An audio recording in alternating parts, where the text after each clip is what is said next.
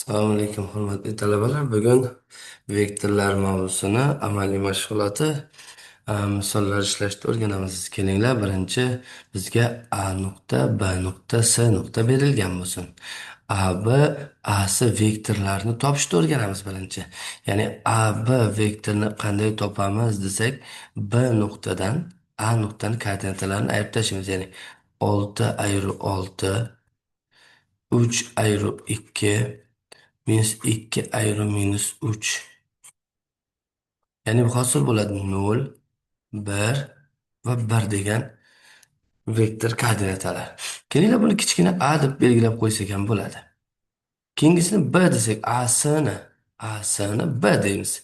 Ya'ni sini koordinatalardan a nikini ayirib tashlaymiz. 7 dan 6 ni ayiramiz. 3 dan 2 ni ayiramiz. Minus 3 dan ayiramiz minus 3 ni.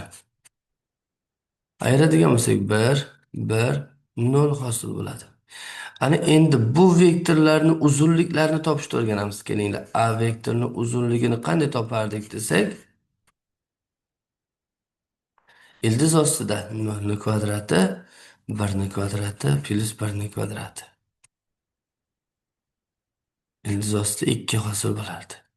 B vektorini uzunligini topishni o'rganamiz. A'sini. Ildiz ostida 1 ni kvadrati, 1 ni kvadrati, 0 ni kvadrati. Ildiz 2. Bu ikkita ko'p vektorni skalar ko'paytmasi.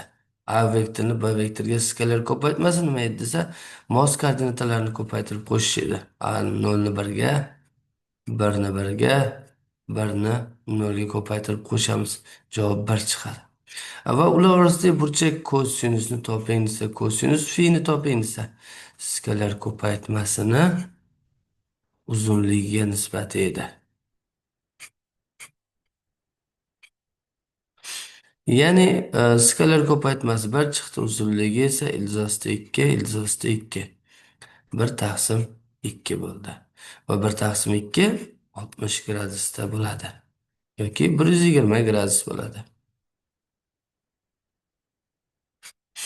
Shu ikkalasidan bitta. O'tkir burchagini toping desa 60, o'tmas burchagini toping bo'ladigan bo'lsa 120 bo'ladi. Demak, A vektoriga B vektorini qo'shish bor. Qo'shganda nima qilardik? 0 ga 1 ni qo'shardik. 1 ga 1 ni qo'shardik. 1 ga 0 ni qo'shardik. Koordinatalari 1, 2, 1 bo'lgan boshqa S vektor hosil bo'lardi. Ayirganda nima qilardik desak, A vektordan B vektorni xuddi shunday 0 dan 1 da ayirardik, 1 dan 1 da ayirardik, 1 dan 0 ni ayirardik. Hosil bo'lardi minus 1, 0 va 1 degan vektor koordinatalar.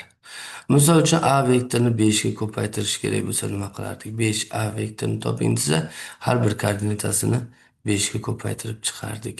0 ni 5 ga, 5 ni 1 ga, 5 ni 1 ga. Hosil bo'lardi 0, 5, 5 degan vektor.